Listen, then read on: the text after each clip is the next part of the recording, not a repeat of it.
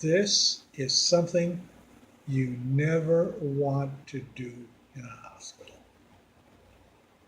I've lived long enough where I have taken family members, neighbors, friends to a hospital emergency room. I was available, closest by. They were in trouble. I took them to the emergency room. Go in the emergency room. The person gets admitted. You're the friend or family member or neighbor who brought them in, and you're standing around just kind of see how things are going. This is what you never want to do in a hospital. Sign papers. You brought somebody in. You were a good Samaritan. Now, the admitting clerk comes to you and says, we would like you to sign some papers. Well, what is it? Well, it's just a formality. Go ahead and sign it. That's the only explanation you get. It's basically a formality for bringing the person in. Okay, I don't want to sign anything. What do you mean you don't want to sign anything? No, I just don't want to sign anything. I brought the person in, and they're here, and basically that's what I did, and it's over with. Well, why don't you want to sign these papers? I don't want to sign anything. Well, let me tell you what the papers are.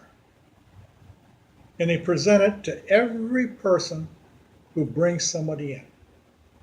The hospital is looking for someone to pay the bill.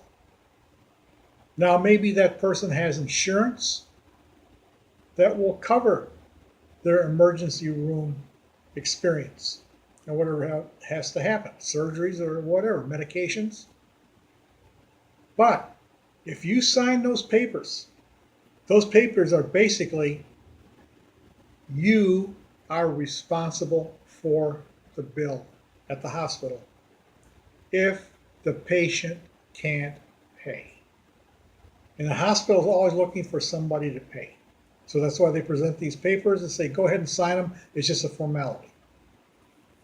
Well, fine. If the insurance company of the person you brought in pays for their hospital bill, well, if you sign, they're not going to bother with you. But what if the person doesn't have insurance?